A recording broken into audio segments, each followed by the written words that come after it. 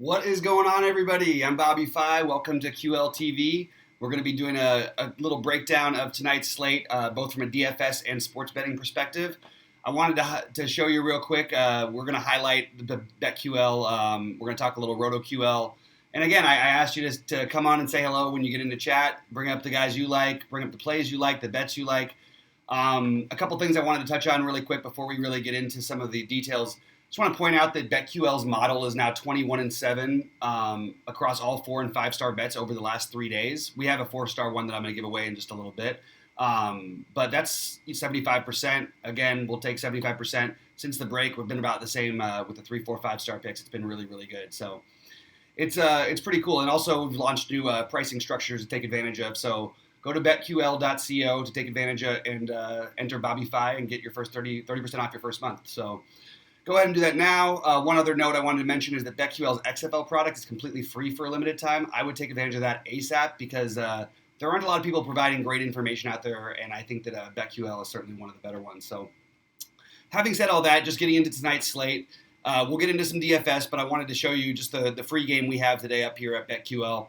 The Timberwolves Magic, kind of an interesting game for DFS purposes from the Magic side, but it's weird. Like, it's a game with a huge total that we don't know if we it's a hard one to figure out to attack from a DFS perspective. From a sports betting, you got a 3-star game today, which is a lot better, obviously, than the 2 stars we've had up there. Although they've hit as well. I really like the Magic to cover here. So I think they're 7.5 right now. Yeah, so we're. I think it's a really, really safe bet, and I think that's one that I feel really comfortable with. We're gonna take a quick look down and see what recent trends we've got for this game, just to show you what we've got. Minnesota Timberwolves are 6-25 versus poor foul drawing teams, attempting less than 24 free throws a game. That's relevant, but not entirely. Minnesota 8-27 versus up-tempo teams averaging 88 and more shots a game. I think that's very relevant. Ryan Saunders is 14-40 versus poor foul drawing teams. This is a spot where you really feel like everything is sort of leading the way of Orlando, and I like Orlando too to cover in this game pretty easily. So I'm fully on with BetQL there. I'll probably throw 100 or 2 on it myself, but just wanted to highlight that real quickly. If you have any questions about other stuff we want to get into, we want to see real quick, for example, where the public bets are at in this game. You can see 56% on the Magic, and obviously the sharp money is going to be over there as well because of that. It's not going to be a crazy amount. Oh, it is actually a crazy amount, 39% for the Magic, minus 7.5. I like the bet. I say let's go ahead and make it. And let's get into it. Remember, please like and subscribe, guys, if you're not already, to QLTV. We've got a lot of cool things going on over here. We're giving away this free content every day. So I think that it's pretty much the best you can ask for, both from a DFS betting and sports betting perspective, sort of all in one. So come on in and join us and say your favorite picks. Tell me why I'm crazy. Tell me what I've been doing wrong. I did have a bad night DFS-wise. I had a good night sports betting-wise yesterday, but I had a bad night DFS-wise last night. I also did play a lot of Andrew Wiggins on FanDuel, and that's a big part of the reason why. So that didn't help, but I made some of my own mistakes. So anyway, guys, come on in. We've got people starting to filter in. Remember, say hello, ask me a QQ. We want to have the show be more interactive, and right now it's just me doing it alone. I'm sure we'll have guests on in the near future, but in the meantime, let's make you and me the guest. Let's come on in and say hello, and give us some of your takes, and we'll talk over the things you guys want to talk about, because we're here to help you guys make money with using BetQL and RotoQL. I did want to point out from a DFS perspective, one thing that I thought was interesting about the RotoQL side of things today. They love a guy who I love today, who might get a little bit overlooked. He'll have ownership, but Brandon Ingram is a guy who I'm really high on. It's an interesting DFS slate because it's kind of hard to love and feel like you need to lock into any certain one thing. And then there's some guys with ownerships that I like, but I could go other directions. So sort of the route I'm leaning mostly, but I do like Brandon Ingram, probably going to be around 10 to 20% somewhere, probably maybe in the teens ownership on DraftKings. I like Brandon Ingram even better on FanDuel personally. Sort of a different way to go without Giannis, and you can still play one of the cheap guys. Joe, what's up, buddy? Good to see you. Thoughts on Muscala? So I'm going to take that moment to just say I'm not in love with Muscala tonight, but I do think that it's worth speculating that game. Steven Adams also, on a back-to-back, might not, it might not work well for him. So I'm interested in it, and as you can see, as of right now, in my first builds, which are just placeholder lineups, because I'm waiting on information for better value is the truth. And I actually think I'd prefer Noel to Muscala. But I'm going to show you right now that as of right now, Muscala is in some big buy-in tournaments for me. But I don't see him as anything more than a placeholder, much like how I feel about John Henson, who I also feel is a placeholder that I may or may not end up going with. But you can see I got a little creative here. I played Paul George, Jokic. Went for a little bit of a different build because it's the kind of day where you can do that. And I'm still got the Luka Jimmy Butler combo, the slightly chalkier of the bunch. So that's just sort of my first placeholder build. Gives you a little bit of an idea of some of the things. I'll talk about my percentages of ownership on certain players, but it's obviously going to change. I mean, we still don't know about Buddy Hield, and we still don't know about Luka. And those are two pretty big things. I'm going to assume Luka plays until I hear otherwise, and I'm assuming Hield is, Fox is as well. But we really just don't know yet. So it's gonna be a game changer whenever that we do in fact get that information. But going back, using that for a sports betting perspective too. So the Vegas odds, I think, usually factor this stuff in pretty good. I think they would know. So if I noticed, for example, that for some reason the Mavs were 10-point underdogs to the Heat, that would be an obvious way of telling, okay, well, they know that we can assume Luka's going to be out. But if it's 4, that means we assume Luka's in. Now, what I would encourage people to do is if you really think it's questionable, and if you can do some research on Twitter and find out that you think he's in, that you think he might sit out, even if it's just a small chance, the Heat are probably a reasonable enough bet at -4 anyway against the Mavs in this spot. I think maybe you take a shot and just bet on the Heat -4 and hope that maybe Luka is out. And if not, you're probably I think you're still better than 50%. I like the Heat to cover there too. So that's a bet that I could recommend just on that speculation. And then the same thing, we get into De'Aaron Fox for the Kings. You have the Kings as only a 3.5-point dog at the Grizzlies. The Kings have been playing really well overall. They even played well without Fox last night. I think Fox plays, but again, if you think he's probably not going to, I would give the Grizzlies maybe a little bit more of a boost, although I've been worried about them lately. But I kind of think you'd go the other route here. Maybe if you think Fox plays, which I think he is as of this moment going to do, but again, we really just don't know how he's going to feel. I'm going to say that we would take a shot then on the Kings +3.5. It is the second of a back-to-back. It's worrisome. I probably would lay on this game, but I'm just pointing it out how you can use that information, these question marks, these Q tags, to maybe influence your decisions. Obviously, it doesn't matter for some of the other meaningless guys. If, for example, we thought Giannis might sit tonight, if he was even 10% to, we could go ahead and take the Thunder +11.5. Which, by the way, it's a big number for a team that's been really good on the road. I want to see if we hear about even anybody else sitting out in addition to just Gallo, because I wouldn't be surprised if we saw that coming up. And it's not a game I don't think I'd want to take a bet on. I want to talk about some recent trends, too, that we found over here at BetQL that I've got in my nice little tidy news and notes over here from them. We'll get to that in just a second, actually. I'm just going to take a quick look back at chat to make sure everybody's coming in and saying hello and seeing what's happening. What's up, K9 Bronco? Love Ingram on FanDuel. I'm with you, buddy. If Luka's out, fire up the white unicorn. Maybe we do. I don't know where I stand with that. I just think I'm going to plan on Luka playing until I hear otherwise. That's where I'm at in that game. And there's a lot of places you can go on tonight's slate, so we'll see what happens. And obviously, if Fox is out, it means Joseph's in. I'm just waiting for information, basically. And even if those guys aren't, I have a feeling we're going to hear about something else maybe we weren't expecting, because it's just sort of become the common trend when you're playing on these NBA, 10-game slates, that we're going to hear about an Andrew Wiggins type of play that could really affect things. Him being out last night. I did switch over to some Jordan Poole and got some other nice plays because of it. Is it a Zion night abrasive? Here's the thing about Zion. I love Zion. The price, you could argue, he doesn't flash the upside that you want on this kind of slate, but I like him still. I think the matchup's great. I would probably play Zion, though, if I was going to look to run it back with a Kevin Love or somebody from the other side, because they're cheap. And I don't know that I like Zion better than Ingram. I think they're close. And on FanDuel, using that power forward spot's pretty valuable. I like Zion. I haven't decided exactly how much of him I'll have yet, because you've got other guys in other positions like Devin Booker and Jimmy Butler that are just really, really stand out on DraftKings. But you also have other guys who no one's going to play because no one's going to play Bam. They're, if you're looking too much just at the price. So that's another pivot off of those guys too. Yeah, I mean, Zion, Bam, I think are both interesting tournament plays. I'm still not sure how much I'll end up with them. It's going to depend on how much value we can really get. Because I don't want to squeeze out value just to get the top guys in, because while I like them, I don't like them so much. I don't feel like they're such locks. I just love the price on Luka, and that's what's hard to remember. Wait, is it really Luka's birthday and I didn't know that? Oh my goodness, I didn't even get to. That might have even been in my notes that I didn't even get to yet. But that's amazing because if it's Luka's birthday, let's go. The only problem is you could counter that with he's playing a game in Miami. He's a party guy, and it's his birthday. Yikes, that could be a little dangerous. 21 in Miami. Yikes. Oh, maybe we have to look at Luka a little differently tonight. He could be a little bit hungover.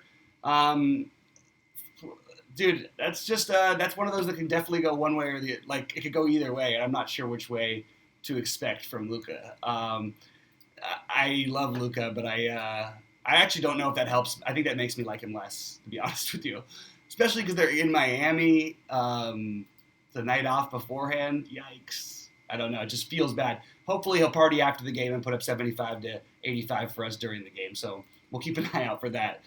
But anyway, I just thought that I didn't realize that yet. So I appreciate you guys dropping that in the chat, the good people over at BetQL, QLTV. A couple of trends. So let's talk about some of them.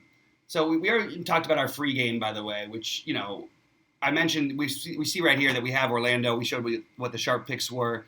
But just going to real quick, the best bet side, we didn't talk about the under in this game and the over. I think the under is a phenomenal bet, and not only do we think that it's a good bet, we think that the under is basically as good a bet as we can possibly give you. So a 5-star bet on the under at 233.5. I love that bet. The total feels too high to me from the beginning. I think there's blowout factor and risk, so I would look to parlay that information. I would take the Magic to cover the under. It actually is it suits well because if they do blow them out or even handle them pretty easily, usually that other team's going to lead to a lower combined total, obviously. So I'm all about that. And then you've got Orlando. Yeah, I mean, I'm all about this Orlando.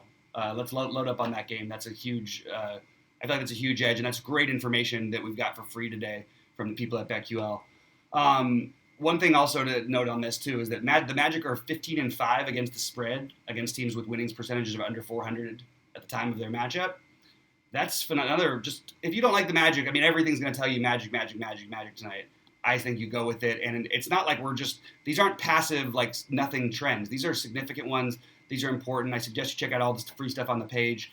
It's there's some really good stuff. Some of it might seem silly. There's still all valuable pieces of information we can use to make our decisions. And obviously, they've led us to BetQL to believe this is one of the better games of the one of the better bets of the night, particularly the under in this game. And I would tend to agree with that. I like betting it with the Magic and the over.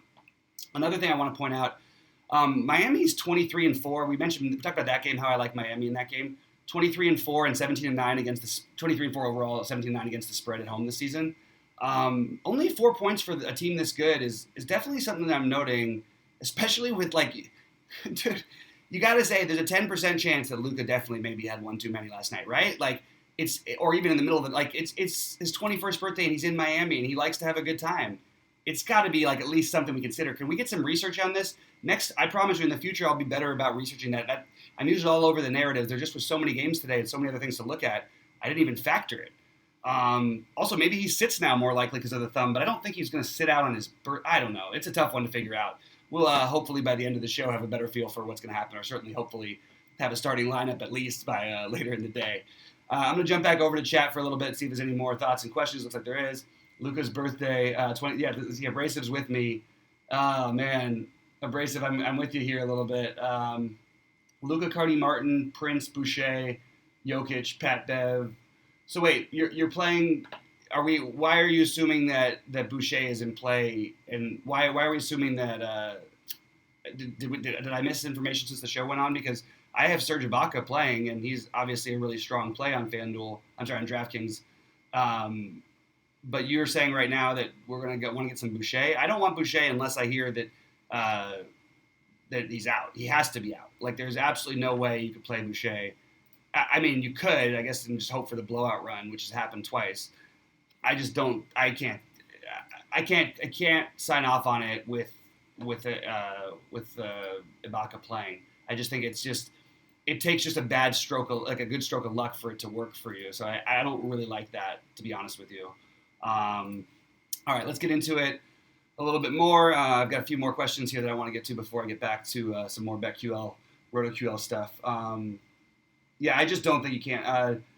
I like Joval as a tournament play. You mentioned him. I like PJ13 as a play. I think he's interesting. Cody Martin, I think he's interesting. I really like Taurean Prince tonight. Went back to Atlanta last time, took a bunch of shots, had 42 and a half fantasy point again, but I still like him a ton.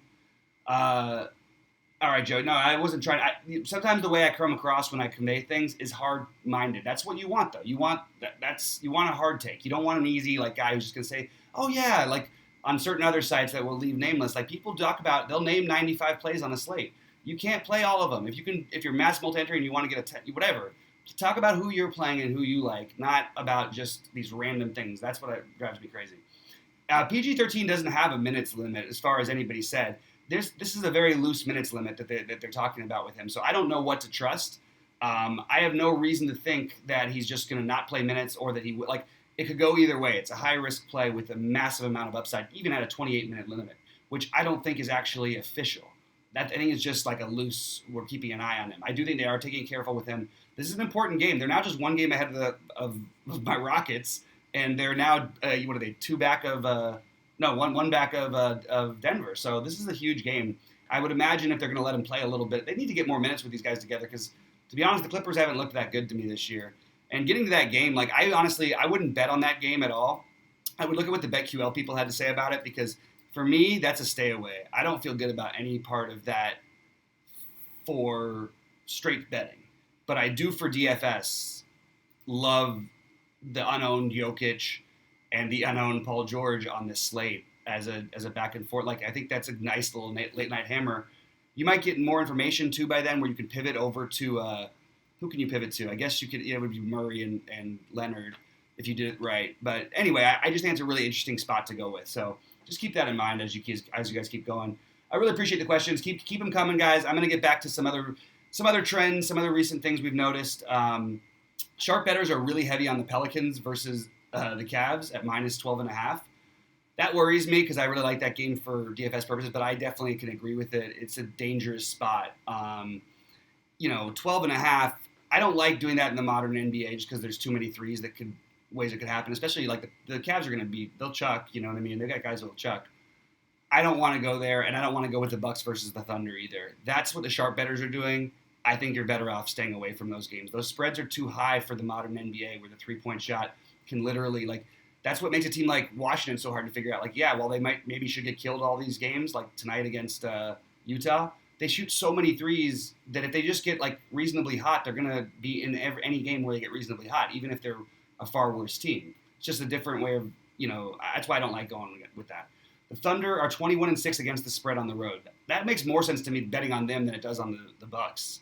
The sharp bettors are on the Bucks, but the everything tells you to bet on the Thunder. They are 21-6 against the spread. I would lean more that way if I was going to make a bet. I would go against the sharps on that one, but that's just me. I still am. I'm not forced to make a bet on that game, so I won't. That's sort of the way I'm looking at it. I definitely would prefer the Thunder side of it, and I like playing the angle in DFS that if it stays close, you're going to get a lot of interesting opportunities there. Another interesting thing from BetQL. Sharps are very heavy on the Wizards minus 10, but public is heavy on the Wizards. I would lean to stay away here too, especially. I don't like these double-digit spreads, guys. I don't like to bet on the teams. I rarely do it.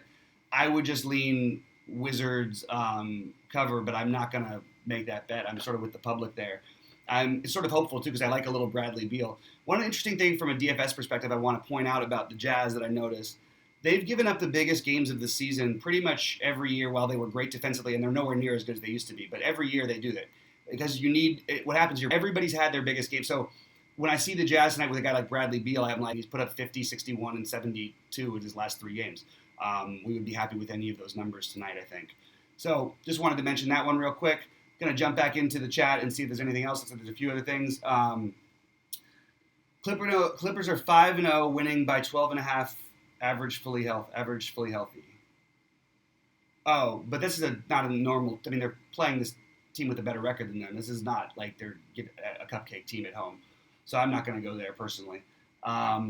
Struggling with Georgia 7,300. My heart says play it. K9 Bronco, you know what? If I was playing one lineup, I don't know that I would do it, but I might. I think it's worth a shot to try and, you're getting a guy at no ownership that he could even, like, if he gets 30 plus minutes somehow, or if he doesn't even if he gets 28, he's still putting up 40, I think, for you a lot of the time. And I think there's a lot more upside in that. We just haven't seen it lately. I don't think you need to go there, though. I think the better play is probably Ingram or somebody like that. This is just a good speculative play, in my opinion. And don't be surprised if Paul George wins somebody. Hopefully this guy tournament tonight. I think he's interesting, personally. All right, I'm going to jump back over to a few other notes. Hopefully these trends are helping you guys. I think these are fascinating trends. I'm just going to highlight them again. Maybe if the BetQL people are out there, if they can throw some of these trends out there in the chat, because while I'm trying to go jump screens, it's a little bit hard to get them all out there. But I do think this, the Magic 15-5 against the spread with teams with winning percentage under 400, along with a million other things that we came through. That's a good stat. Miami 23-4, 17-9 against the spread at home this season. I think that 17-9. I'm looking for any excuse to play Miami anyway, thinking maybe Luka's hungover from that, and he's got the thumb injury. Maybe Luka. We'll see. Take the Miami. If you do it, bet it soon, just in case Luka is out. You want to make sure you get ahead of that spread before it jumps. The Thunder are 21-6 against the spread on the road. That's why I like to lay in that game. 11.5 is a lot, but the Bucks, they average winning games by almost 13, and the Bucks have the best point differential in the history of the NBA. For those of you who are NBA fans out there, they statistically show up as one of the greatest teams of all time. That's the truth. On basically every way you can measure a team, efficiency in every category. Offense as well as defense, everything, transition. There's not a thing they're not exceptional at. They give up 3-pointers because everybody's always down by 1,000,000 points against them. That's the only knock on them. They're and they play really fast too. So they're just such an incredible team. I honestly feel like somehow they actually are underrated. All right, let's see. Easy, you can put up 50.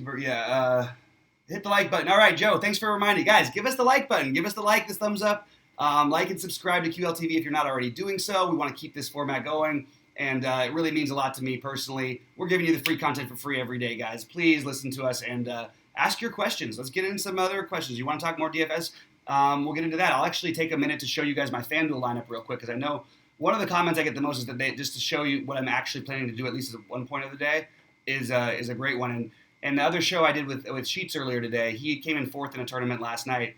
And it was actually the same exact lineup that he showed on screen earlier in the day.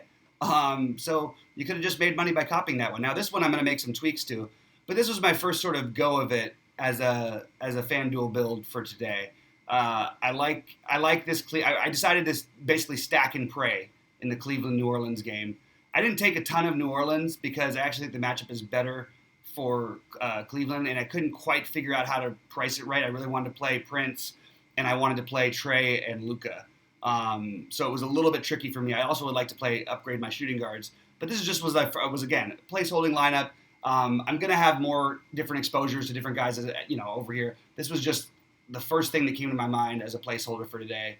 Obviously, not going to stick with it, but it gives you a little idea of some of the guys I like. And I don't love Hield and Beasley necessarily, but Beasley especially, but just the number of shots has me interested at his price, and I think low ownership. I also am going to do this and just make one really quick, just show you one quick thing, make one little easy pivot, and to a guy who actually does make a lot more sense from that Orlando game that we've already talked about a little bit.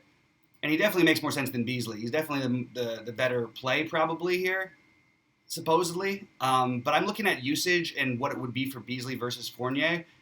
I think that Fournier is the safer play. Well, I think he would appear to be the safer play, but I think Beasley might actually be the better play. But I want to have exposure to both, so that's what I'm doing over here. You make sure you get a couple different exposures. We want to throw this in the 44, win that 100K tonight, and boom. Hopefully that's helpful to you guys. Hopefully you can see a little bit of what I'm going for. Kevin Porter's thin, don't get me wrong, as a play, but there is massive upside with that kid. I'm a believer. I don't mind if he gives me 10 fantasy points one game. We play tournaments over here, so we're playing to win, and he's a guy who can put up 40. All right, let's see what else we got. All right, I'm going back into the chat. Do I think Thompson has 30 in him? I think Thompson might have 40 in him. It's a good spot, man. If that game stays close, you can feel okay about Thompson. Now, I don't love him. I'll probably find something else. But I do think that he's got a easy 30 in him, assuming this game stays close. That's the way I'd put it. And that 30 has upside to 40 plus. I mean, it really does. I really appreciate the K9 Bronco has been with us. I like to give you guys the free looks at my lineups because it's the one thing that other shows aren't doing. Nobody's talking to you about what they're doing. I wish I could show you my ownership projections, but I can't do it at this moment without giving away free information from any of these sites that I've got programs on, especially RotoQL. But I will point out that RotoQL is much higher on Brandon Ingram, Nerlens Noel, Bruno Fernando, Mike Conley, John Henson. Oh, no, not John Henson. They're more high on those first four guys than any other sites I've looked at. And then they're also very high on Henson, Harris, and Ibaka. Harris is a little bit less interesting for tournaments, even though I love the matchup for him. It just feels weird to play that, especially using up one of your guard spots on DraftKings. It just feels like yuck. Like, that's a little bit how I feel. And Serge Ibaka is a really strong play. I'm not going to deny that. This game could get really ugly, and maybe that's the angle you can use if you want to fade him. Dennis Schroeder without Gallinari gets a big boost. I really like him in this matchup. Chris Paul in the back-to-back is not as much fun, so I'm a little bit looking to maybe go to Schroeder. The game feels scary a little bit.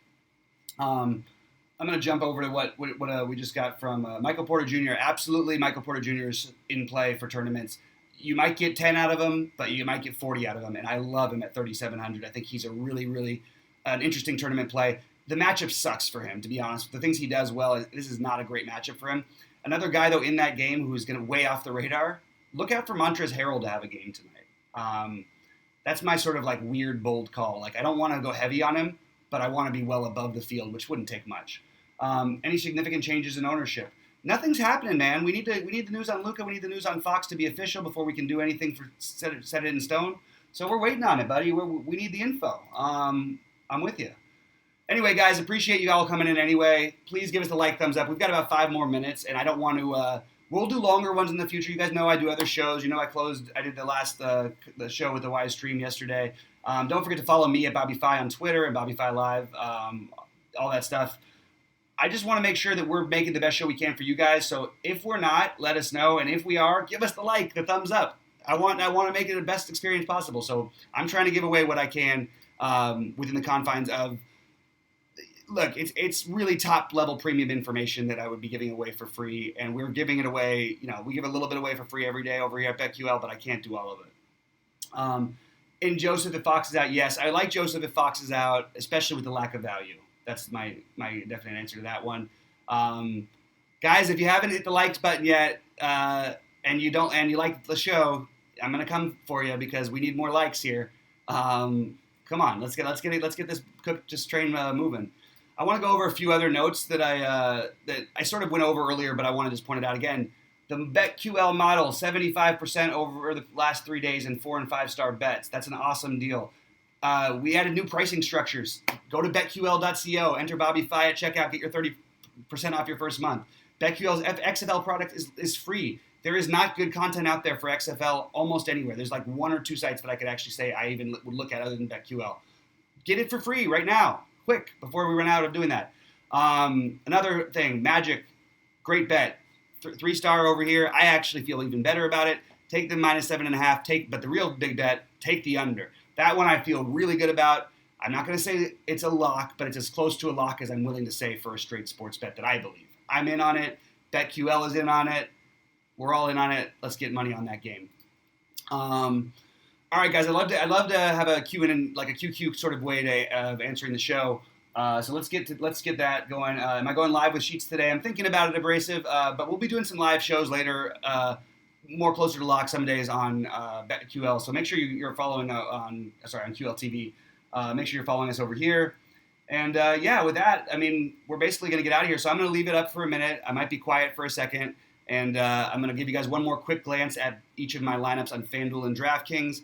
But make sure if you have QQs to get them in right now because we will be out of here very shortly. There's my DraftKings. These are not my DraftKings lineups. These are very, very placeholdery lineups. And I'm still waiting to pull the trigger. Let's put it that way. There's information we're waiting on that's going to dictate this whole slate, and that's basically where we're at. So there's a quick peek at early builds. They feel much better about my FanDuel build early, by the way. Buddy Hield don't usually love jump shooters on back-to-backs, whether Fox plays or not, though. At this price, I just like to continue playing him in tournaments. he legitimately has like 60 fantasy point upside. His is just, it's a little bit higher than anybody else who's ever in his range over here, like the Fourniers or the Beasleys. So I'm just gonna keep loading them up. Obviously, I like Luka and Trey a ton today. Tried to get a little correlation with the Taurean Prince. He's my favorite play, I think, on DraftKings at the moment until we have more value. Another thing I'm gonna try and highlight over here real quick. Let me just move these things around. The other BetQL trends that I wanted to retouch on again. Sharp bettors heavy on the Pelicans and the Bucks. I am not with the sharp bettors on that. And then the interesting one is the sharps are heavy on the Jazz and the Wizards are public. The Wizards, but the public is heavy on the Wizards. I would lean Wizards, but that's partly a bias because I want it to happen. I'm not going to touch that game from a DFS perspective. I could see it being a 30-point massacre. I could see the Wizards competing. I see why the sharp people would be on the Jazz, but this Jazz team, I've seen a lot of holes in them, and the Wizards have been sort of feisty lately. I mean, we look what they did with Milwaukee. I mean, it's taken Bradley Beal having a godlike game, but hey, he can do it. He does it all the time. He made me a living at it. If not for Bradley Beal last year, I probably would have been a break-even NBA player last year. This year, yeah, he's only done it for me a little bit, but I don't need I've had some other guys come through, but he's a guy I would just be looking at for long shot GPPs tonight. Guys, thank you to all of you. Gobert versus Ayton on DK. Ayton is the better play for upside and ownership. It's close. I would lean Ayton. On DK, I would lean Ayton. Gobert would be the answer, obviously, on FanDuel for me. Will you be doing this for baseball? I plan to. We're going to be, baseball, we're going to tattoo baseball as we always do. Let's see. That's pretty much all we got, guys. Guys, I'm going to get out of here. I really appreciate you guys tuning in. Please, if you're still with us, give us the like, the thumbs up. I'm going to leave the stream open just so I can answer questions in the chat for another few minutes after the show ends. But please give us the like, the thumbs up, and we really appreciate it. We need to keep this stuff going for free. So as long as you want it to happen, please like or comment. If you don't like us, let us know why. Let us know what we could do better, and let us know what we could do worse. We want to hear it all from you guys. So thanks so much for tuning in. I'm going to end this stream, and we'll see you at the top of the leaderboards tonight, guys.